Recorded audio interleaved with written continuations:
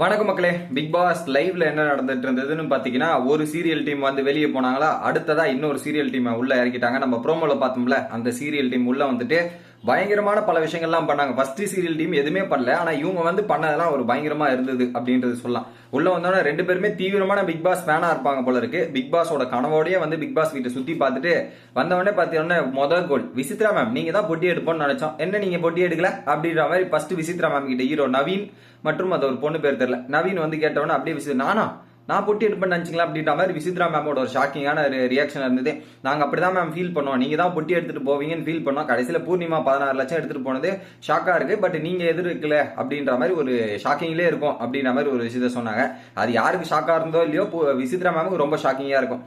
அதை தவிர்த்து பாத்தீங்கன்னா உள்ள வந்து பாத்தீங்கன்னா இவங்களோட டான்ஸ் எல்லாம் பாராட்டினாங்க. யாரு மாயாவோட டான்ஸ், ஐஸ்வர்யா ராய் போட்ட டான்ஸை பாராட்டினாங்க. அதுக்கப்புறம் மாயா போட்ட கெட்டப் வந்து மஞ்சுளா டீச்சரா இருக்கட்டும், இதெல்லாம் கெட்டப் பண்ணி சூப்பரா பண்ணீங்க அப்படின்ற மாதிரி மாயாவோட அந்த ஒரு இது வந்து பயங்கரமா பாராட்டி தள்ளிட்டு ஒரு பக்கம் போயிட்டு இருந்தாங்க.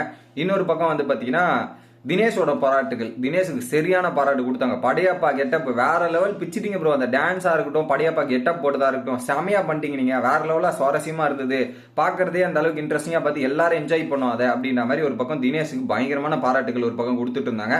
அதையும் பார்க்க முடிஞ்சது. ஸோ இவங்க வந்து வெளியே வந்து அந்த டேட் டைம் தெரியல, பட் மற்றபடி நீங்க பண்ண பர்ஃபார்மன்ஸ் இதை பேஸ் பண்ணி எல்லாருமே பாராட்டி சுவாரஸ்யமா இருந்தது, இன்ட்ரெஸ்டிங்கா இருந்தது அப்படின்றத சொல்லிட்டு இருந்தார். குறிப்பா இந்த நவீனை பத்தி தெரிஞ்சுக்கணும்னா, சீசன் 6ல ஒரு கண்டஸ்டன்ஸா வர வேண்டிய ஆளாம். ஓகேவா, சீசன் 6ல அப்ரோச் பண்ணிருக்காங்க. அப்ப அவருக்கு மேரேஜ் கரெக்டா அப்பதான் ஆயிருக்குதுன்ற காரணத்தால வேணாம், பிக் பாஸ்குள்ள கான்ட்ரவர்சி, இப்பதான் மேரேஜ் ஆயிருக்கு, எந்த பிரச்சனையும் வேணான்றதால பிக் பாஸ் ஆஃபரை வந்து டிக்ளைன் பண்ணிட்டார். பட் இப்ப ஷூட்டிங் போயிட்டு இருக்க டைம்ல பாத்தீங்கன்னா ஒரு நாளாவது பிக் பாஸ் வீட்டை போய் பார்த்துட்டு வந்துடணும், பிக் பாஸ் முடிஞ்சா கூட போய் பார்த்துட்டு வந்துடணும்ன்ற ஒரு ஐடியால இருந்திருக்காரு. பட் அதுக்குள்ளேயே பாத்தீங்கன்னா சீரியலோட ப்ரொமோஷன் மூலியமாவே பிக் பாஸ் வீட்டுக்குள்ள வந்து பயங்கரமா சீரியல்ஸோட ப்ரொமோஷன் இதெல்லாம் ஒரு பக்கம் நடந்து முடிஞ்சு வேற லெவலா இருந்தது. இதுல பிக் பாஸ் வேற பாட்டு போட்டு பயங்கரமா வெல்கம் பண்ணதும் இல்லாம போகும்போது கூட ஒரு பாட்டு போட்டு ஒரு குத்தாட்டத்தை போட்டு பயங்கரமான டான்சிங்லாம் நல்லா இருந்தது. இது ஒரு பக்கம் பார்க்க முடிஞ்சது. அடுத்ததா என்ன அப்படின்றது பாத்தீங்கன்னா, பூர்ணிமா வீட்டை விட்டு வெளியே போன பூர்ணிமாவுக்கு பயங்கரமான வரவேற்பு. ஏதோ சர்ப்ரைஸ் பார்ட்டி எல்லாம் கொடுத்து மேலத்தாளத்தோட டான்ஸ் குழுவோட இதெல்லாம் வர வச்சு வேற லெவல் மங்கம் பண்ணியிருக்காங்க போல இருக்கு. ஸோ நிறைய பூர்ணிமாவோட இன்ஸ்டாகிராம்ல இருந்து நிறைய போட்டோஸ் வீடியோஸ் லீக் ஆகிட்டே இருக்குங்க அந்த பக்கத்துல. ஸோ நேற்று என்ன ஆச்சுன்னு நேற்று பொட்டி எடுத்துட்டு போனாங்களா, ஸோ ஒரு நாள் ஹோட்டலில் வச்சிருப்பாங்க, ஏன்னா சீக்கிரட் ரிவைல் ஆயிடக்கூடாது, எதுவுமே வெளியே லீக் ஆயிடக்கூடாதுன்றது அவங்க பாதுகாத்தாங்க. பட் எனிவே அந்த இன்ஃபர்மேஷன்லாம் லீக் ஆயிரும்னு வச்சுங்க, என்னதான் பொத்தி பாதுகாத்தாலும் இன்ஃபர்மேஷன் வெளியே வரதை தடுக்க முடியாது அப்படின்றதான் உண்மை. ஸோ அந்த வகையில் பார்த்தீங்கன்னா ஹோட்டலில் அவங்க என்னென்னலாம் பண்ணாங்க அந்த ஒரு வீடியோஸ்லாம் போஸ்ட்டாக போட்டிருந்தது.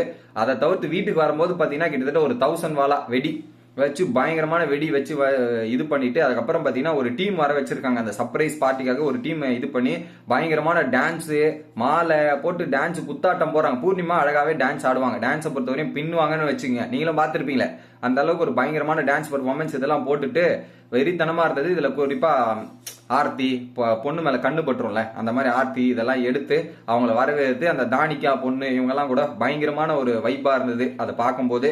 ஸோ கண்டஸ்டன்ஸோட வெல்கம் நல்லா இருக்கு. போன வாரம் வந்து ரவீனாவோட வெல்கம், இந்த வாரம் பூர்ணிமாவோட வெல்கம் வேற லெவலா போயிட்டு இருக்குது அப்படின்றது தான் பாயிண்ட். சரி இதெல்லாம் கூட விட்டுருவாங்க மக்களே, நான் சொன்னது கடைசியில் நடந்துருச்சு மக்களே. என்ன தெரியுமா, ஸோ நம்ம சொல்லியிருந்தோம்ல, பூர்ணிமா வந்து ஒரு பெருமையா நினைச்சுப்பாங்க இதை, என்ன பிக் பாஸ் வீட்டுல இருந்து ஓட்டு போட்டு வெளியேற்ற முடியாதா, நானா வந்தாதான உண்டு அப்படின்ற மாதிரி பெருமையா நினைச்சுப்பாங்க. நான் சொன்னேன்னா அதுக்கேற்ற மாதிரி ஒரு விஷயமும் நடந்திருக்கு. என்ன பண்ணிருக்காங்கன்னா, அவங்க வீட்டு மேல ஒரு மிகப்பெரிய ஒரு பேனரை தொங்க விட்டுருக்காங்க. என்ன பேனர்னா, பேனர் தொங்க விட்டுருக்காங்க. ஏதோ அவங்க அம்மா எழுதிருக்காங்க போல, எங்க பூர்ணிமாவால யாராலையும் வெளியே இருக்க முடியாது, அவளை எவிக்டே ஆக முடியல, பாத்தீங்களா எவிக்டே பண்ண முடியல, அவங்களாதான் வெளியே வந்தாங்கன்ற மாதிரி பேனர் போட்டிருக்காங்க. நல்லா பண்றீங்க, சூப்பரா பண்றீங்க அப்படின்ற மாதிரி தான் எனக்கு தோணுச்சு. சேனல் ஒரு பக்கம் காப்பாத்தி வச்சதால உள்ள இருந்தீங்க, இதுல வேற எவிக்டே ஆக மாட்டேன்ற மாதிரி டைலாக் போறதெல்லாம் ஏத்துக்க முடியல. பட் எனிவே அந்த மாதிரி சொல்றதுக்கான, ஏன்னா அவங்க ஒரு பெருமை எடுத்துப்பாங்க. அதை நான் அப்பயே சொல்லிட்டேன் இது நடக்கிறதுக்கு முன்னாடி, பட் அது நடந்திருக்கு அப்படின்றது தான் உண்மை. அடுத்து என்ன நடக்குதுன்றது அடுத்த வீடியோல பார்ப்போம் கைஸ்.